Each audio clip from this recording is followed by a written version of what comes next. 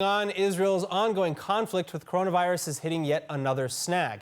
Major Israeli broadcast networks airing leaked arguments from last Thursday's cabinet meeting, revealing stalemates along party lines and no clear agreement as to how to get the country out of extended coronavirus lockdowns.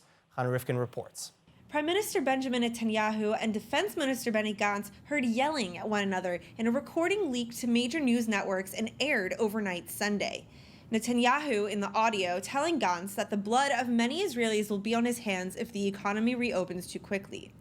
Gantz and his party, for their part, opposing lockdown extensions and proposing the conditioning of any extensions on the doubling of fines for violations.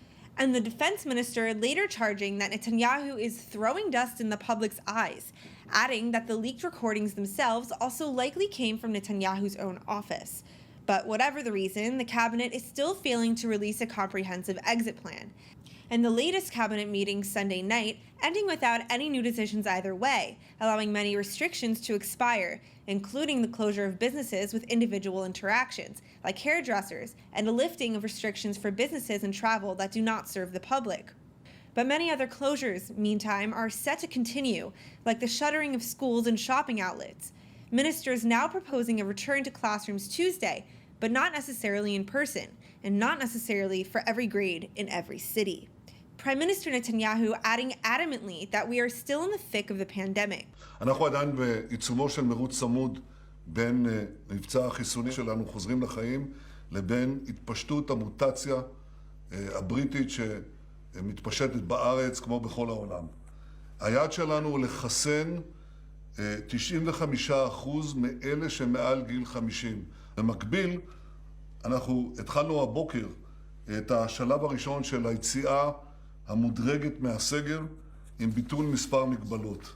אני מבקש להדגיש, ההקלה בסגר אינה אומרת שהעלייה בתחלואה היא מאחורינו. אסור לנו להיכנס לשאננות, אסור לנו לפעול בחוסר אחריות. אחרת התחלואה פשוט תעלה, תגבה מחירים עצומים, גם בחיים, הרבה מאוד אנשים שיקפחו את חייהם, וגם בחולים קשים, דבר שיקריס את המערכת. But that said, amidst a widening national deficit now reaching 166.4 billion shekels, several malls and chain stores across the country are still reopening despite restrictions, and many simply adopting a restaurant-style takeout model to do so, arguing that the closures have been discriminatory from the start.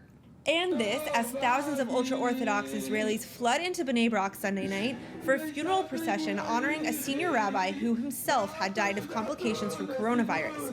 Videos from the event showing police helplessly looking on as funeral goers remove roadblocks and occasionally clash with government enforcement.